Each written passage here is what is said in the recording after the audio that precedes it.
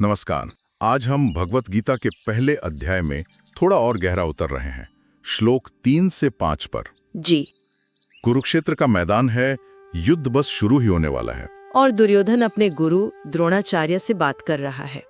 हम समझने की कोशिश करेंगे कि उसके मन में क्या चल रहा है। उसका डर, पांडव सेना का उसका आकलन, ये सब। हाँ, और इसके लिए हम गीता श्लोक दुर्योधन स्फीयर विश्लेषण का सहारा ले रहे हैं। बिल्कुल। तो मकसद ये है कि दुर्योधन के शब्दों के पीछे छिपे मतलब को समझें।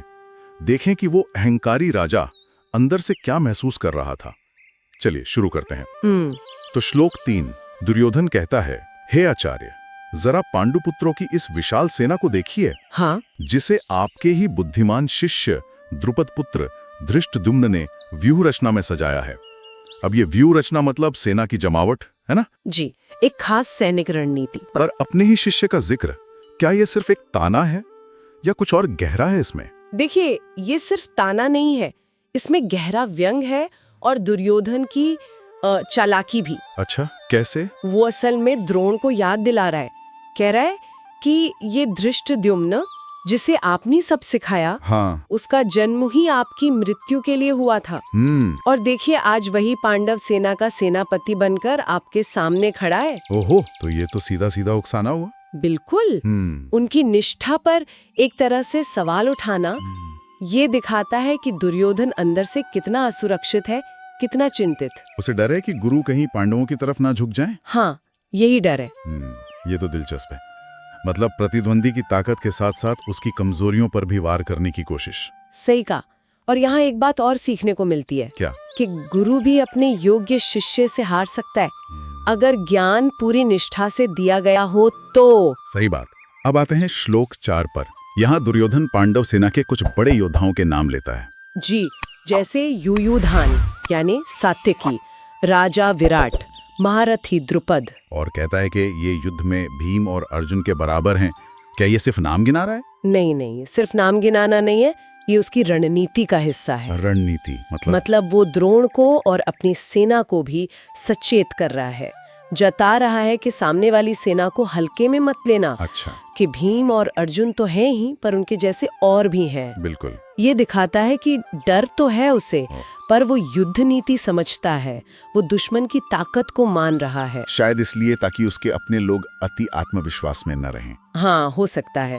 यहाँ वो बात साफ दिखती है कि प्रतिद्वंदी को कभी कम मत समझो। और फिर श्लोक 5 में भी यही चलता है।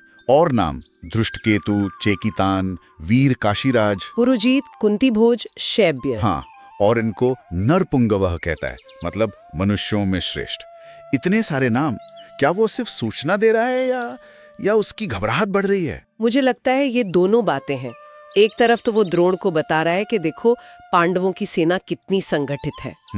ये सब अलग अलग राज्यों से हैं, पर एक मकसद के लिए एकजुट हैं। धर्म की रक्षा के लिए, जैसा वो मानते थे। जी, और यही संगठन उनकी असली ताकत है, और शायद दुर्योधन के डर का कारण भी। हाँ, ये तो है। अलग अलग पृष्ठभूमि के लोग जब एक लक्ष्य के लिए साथ आ जाएं, तो वो बहुत बड़ी शक्ति बन जाते हैं।